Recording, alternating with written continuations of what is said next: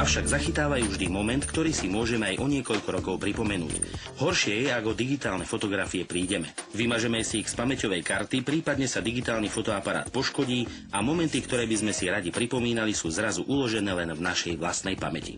Nemusí to vždy byť tak. V takých prípadoch je dobré vyhľadať špecialistov na obnovu dát a zistiť, či sa s tým ešte dá niečo urobiť. Pri tých poruchách môžu vzniknúť logické chyby, mechanické poškodenia a takisto aj elektronické závady. To býva najčastejšie skrat pamäťovej karty. V tomto prípade treba zistiť, kde vlastne ten skrat pamäťovej karty nastal. Treba ho nejakým spôsobom odstrániť a vlastne tú kartu znovu oživiť a dostať ju do pôvodného stavu. Mechanické poškodenia sa tiež stávajú, pretože vidíme, že tie karty sú pomerne z takého krehkého materiálu, ono sa to veľmi ľahko prelomí, môže sa naštrbiť. Tieto pamäťové čipy sú veľmi citlivé na poškodenie.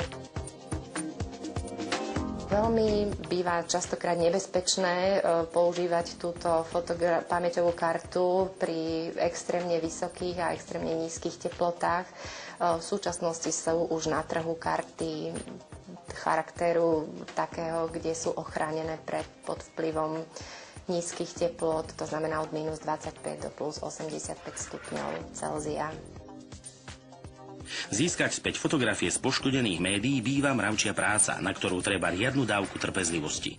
Častokrát sa vyskytujú aj logické poruchy na pamäťových kartách. V týchto prípadoch sa buď používa automatický softvér, ktorý je najjednoduchší pri týchto poruchách, ale zároveň môžeme túto kartu v prípade, že tento spôsob nie je dostačujúci, použiť ručné skladanie jednotlivej fotografie, čo býva veľmi náročné, hlavne časové a býva to veľmi zdĺhavé, kde tá fotografia je vlastne rozkúskovaná a vy ju musíte nejakým spôsobom sceliť a dať ju do pôvodného stavu. Takže toto býva dosť často tiež vo našej práci, náplni práce a býva to časové dosť zdĺhavé.